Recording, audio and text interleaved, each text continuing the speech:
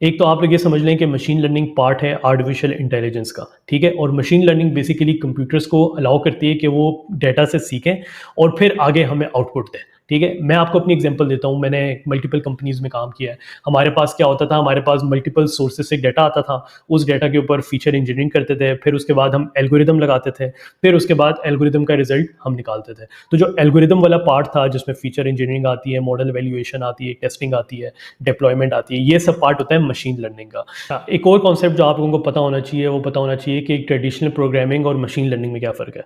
Traditional programming में ना बड़ी हार्ड कोडेड चीज़ें होती हैं। फॉर एग्जांपल मैं कह देता हूँ कि यार अगर मुझे कोई ईमेल आए और ईमेल के अंदर अगर लिखा हुआ है फ्री प्राइस, ठीक है? तो उसको वो स्पैम मार्क कर दें। अब क्या करेगा, अब जैसे ही मुझे अब कंप्यूटर क्या करेगा, जैसे ही कोई मुझे ईमेल आएगी उसमें वो कीवर्ड को सर्च करेगा, क्या फ्री प्राइस लिखा है या नहीं लिखा।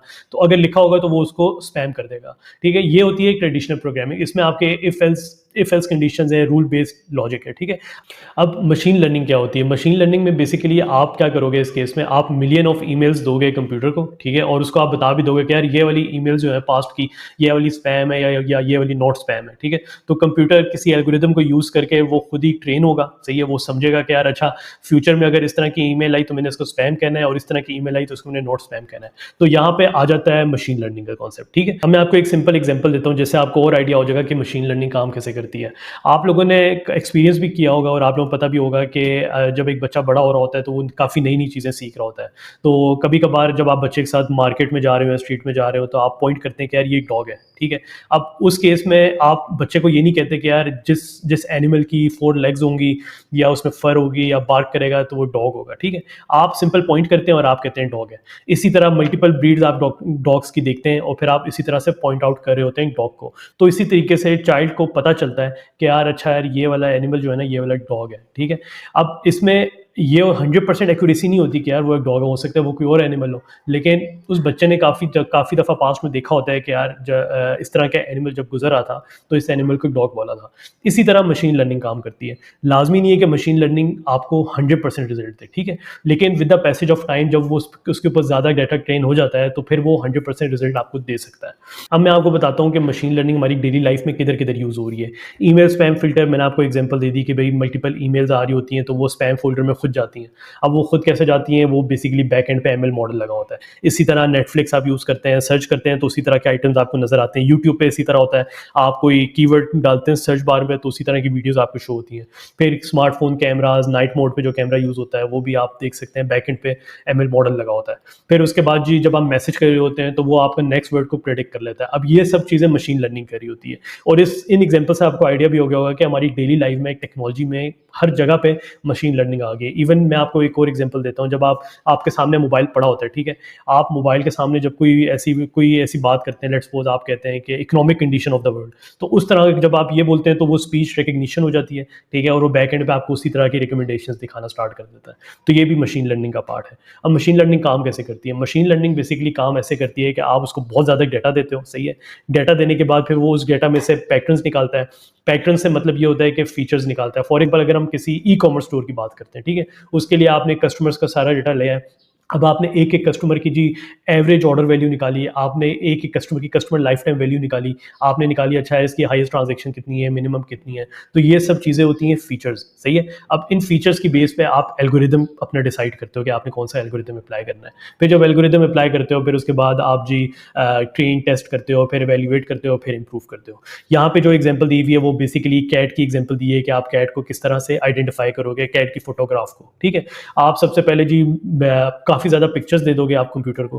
फिर जी जब आप कंप्यूटर को पिक्चर्स दोगे बहुत ज़्यादा कैट की, तो फिर वो उसमें से ईयर देखेगी, व्हिस्कर देखेगी, आई शेप्स देखेगी, ये बेसिकली फीचर्स होंगे। फिर उसके बाद जी आप और एग्जांपल्स निकालोगे जिसमें जी लिखा जाएगा कि यार अच्छा ये अगर फीचर्स हैं तो इसको आप कैट कह दो, ये फीचर्स हैं तो इसको आप डॉग कह दो, और एग्जांपल इस तरह, ठीक है? फिर आप उसके ऊपर एक मॉडल बनाओगे और मॉडल बेसिकली आपकी एक रूल बुक एक और मॉडल जो आप बनाओगे वो बेसिकली एक रूल बुक होगी फ्रॉम डिस्कवर्ड पैटर्न्स, ठीक है? अब मैं आपको यहाँ पे एक कंप्लीट एग्जांपल दे रहा हूँ मशीन लर्निंग पाइपलाइन की। मशीन लर्निंग का लाइफ साइकिल होता क्या है?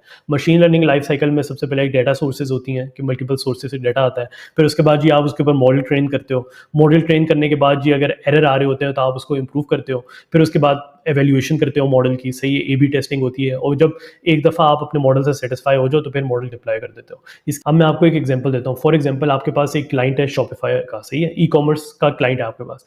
वो आपके पास आता है, वो कहता है कि जी मैं चाहता हूँ कि जब भी कोई कस्टमर मेरी ऐप पे आए, उसको उसी के रेलेवेंट प्रोडक्ट्स नज़र आएँ, ठीक है? अब ये एक रिकमेंडेशन सिस्टम आपने कस्टमर के लिए बनाना है। आप क्या करोगे, आप जी उसकी डेटा सोर्सेज़ में उसकी सेल्स डेटा लेके आओगे कस्टमर्स का, प्रोडक्ट डेटा लेके आओगे, यूज़र प्रोफाइल लेके आओगे, सही है, मार्केटिंग डेटा, हर जो सी डेटा सोर्सेज़ आपको ज़रूरत होगी, आप लेके आओगे। मॉडल ट्रेनिंग में आप देखोगे, अच्छा यार मैंने इसमें रिकमेंडेशन सिस्टम का कौन सा एल्गोरिदम लगाना है, मैंने इसमें कोलैबोरेटिव यूज़ करना है, कंटेंट यूज़ करना है। उसके बाद जी आप इवैल्यूएट करोगे, आप इनपुट पैरामीटर्स चेंज करोगे, ताकि बेसिकली हाइपर पैरामीटर ट्यूनिंग करोगे, आप ना मॉडल को और इंप्रूव करते रहोगे, आप उसकी सेटिंग सेट करोगे, सही है। फिर उसके बाद जी आप मॉडल को इवैल्यूएट करोगे, आप ये देखोगे भाई क्या जिस कस्टमर को क्या क्या कस्टमर्स को रेलेवेंट पर्सनलाइज्ड रिकमेंडेशंस जा रही है, यानी आप इवैल्यूएट करोगे, इवैल्यूएशन बेस्ट आ गई, वेल एंड गुड, फिर आप मॉडल को डिप्लॉय कर दोगे। इसी तरह दूसरी एग्जांपल नीचे मैंने आपको शो की हुई है कि एक इनपुट रॉ डाटा है, ठीक है, इसमें आप देख रहे हैं कैमल्स भी हैं, एलिफेंट्स भी हैं, काउस भी हैं, ठीक है। अब इसमें मॉडल ट्रेनिंग में क्या हो रहा है, मॉडल ट्रेनिंग इस एक इमेज को उठा रहा है, उसकी इंटरप्रिटेशन कर रहा है, सही, इंटरप्रिटेशन से मतलब ये है कि उसके फीचर्स निकाल रहा है, उसके बाद एल्गोरिदम इसके ऊपर लगा रहा है, ये अनसुपरवाइज्ड होगा, ठीक है। अनसुपरवाइज सुपरवाइज ये मैं नेक्स्ट वीडियोस में आपको बताऊंगा। फिलहाल आप ये समझ लें कि इंटरप्रिटेशन का मतलब है फीचर उसमें से निकाल रहा है, फिर उसके ऊपर एल्गोरिदम लग रहा है, एल्गोरिदम लगने के बाद प्रोसेसिंग हो रही है, और उसके बाद उसने कह दिया है जिनकी शेप इस तरह की वो एलिफेंट है, जिनकी शेप ऐसी है वो कैमल है, और जिनकी शेप जो वाइट और ब्लैक कलर के हैं वो काऊ है, ठीक है। तो इस तरह करके हमारा मशीन लर्निंग की कंप्लीट पाइपलाइन होती है। अब मैं आपको लर्निंग पाथ बता देता हूँ मशीन लर्निंग का क्या होता है। उसमें बेसिकली पाइथन के बेसिक्स आपको स्ट्रॉन्ग होने चाहिए, ठीक है, स्टैटिस्टिक्स और मैथ की फाउंडेशन आनी चाहिए, डेटा एनालिसिस के बारे में पता होनी चाहिए, कोर एमएल एल्गोरिदम्स का पता होना चाहिए, डीप लर्निंग न्यूरल नेटवर्क्स का भी आपको पता होना चाहिए, और स्पेशलाइजेशन बहुत इंपॉर्टेंट होती है क्योंकि काफ़ी ज़्यादा रोल्स आते हैं जी, हमें जी इमेज प्रोसेसिंग का बंदा चाहिए, हमें जी एनएलपी का बंदा चाहिए, तो स्पेशलाइज होना भी बड़ा अच्छा होता है। फिर एमएल ऑप्स, आप जो मॉडल बनाते हैं उसको आपने डिप्लॉय कैसे करना है, आपने जी ये कैसे इंश्योर करना है कि मॉडल कभी बेसिकली शट डाउन ना हो जाए, ठीक है। फिर उसके बाद जी आप प्रोजेक्ट्स पोर्टफोलियो में करते हो, तो आप देख सकते हैं कि भाई मशीन लर्निंग का लर्निंग पाथ काफ़ी ज़्यादा लंबा भी है और काफ़ी ज़्यादा टेक्निकल भी है। इसीलिए मैं आप लोगों को इस टाइम सजेस्ट नहीं करूँगा कि आप लोग ज़्यादा फोकस मशीन लर्निंग पे करें। मेरा जो पर्पज़ है आपको इस वीडियो में सिर्फ मशीन लर्निंग के बेसिक्स बता दूँ, आपको ये पता चल जाए कि भाई मशीन लर्निंग काम कैसे करती है। बाद जी लर्निंग लूप के मशीन लर्निंग काम कैसे करती है, जैसा मैंने आपको पहले बताया कि नए डेटा आप जब आपका मॉडल एक दफ़ा प्रोडक्शनाइज हो जाता है, ठीक है, आपने मॉडल को डिप्लॉय कर दिया, उसके बाद जी आप नया डेटा देते हो अपने मॉडल को, वो फिर उसमें देखते हैं कि यार एरर है या नहीं है, एरर है तो फिर उसको इंप्रूव करता है, इंप्रूवमेंट के बाद वो दोबारा डिप्लॉय कर देता है, ठीक है। अब उसके बाद ये एक बड़ी इंपॉर्टेंट चीज़ है, the model is a learn pattern not a set of program instructions, improvement is gradual and measurable, accuracy might climb from 85 to 92 to 97, ठीक है। अब ये बहुत इंपॉर्टेंट है, ठीक है, आप ये कभी भी नहीं सोच सकते कि भाई आपने जो मॉडल लगाया वो 100% एक्यूरेट आ जाएगा। आपके मॉडल की इंप्रूवमेंट होती है टाइम के साथ साथ, जब जब नया डाटा आता है आपको पता चलता है अच्छा इस तरह का डाटा है, मैंने फीचर इस तरह इंप्रूव करना है। तो ये चीज़ बड़ी ज़रूरी है समझना कि 100% एक्यूरेसी लाना पहली आइट्रेशन में बहुत मुश्किल है, आहिस्ता आहिस्ता इंप्रूवमेंट आती रहती है। अगर मैं रैपअप करूँ तो बेसिकली 4 हमारे पास टेकअवेज हैं इस वीडियो के। पहला तो ये है कि एमएल पैटर्न रिकग्निशन पे चलती है, ठीक है। वो जैसे हमने एग्जांपल देखी पीछे भी, कैमल था, काऊ था, तो उसने पैटर्न्स निकाले और उसने बता दिया कि यार ये काऊ है ये नहीं है। इसी तरह हमने ईमेल की एग्जांपल देखी कि भाई ईमेल पे ईमेल का डाटा उसको दिया और ईमेल्स में से उसने निकाल लिया कि यार ये स्पैम है। दूसरी चीज़ आपको ये पता चल गई है कि मशीन लर्निंग हर जगह अप्लाई हो रही है आजकल, मोबाइल से लेके लैपटॉप से लेके, ठीक है, हर जगह आप लोग देख रहे हैं कि मशीन लर्निंग अप्लाई हो रही है। फिर जी डाटा क्वालिटी बहुत इंपॉर्टेंट है, जितना अच्छा डाटा होगा उतनी ज़्यादा एक्यूरेसी आपकी आएगी।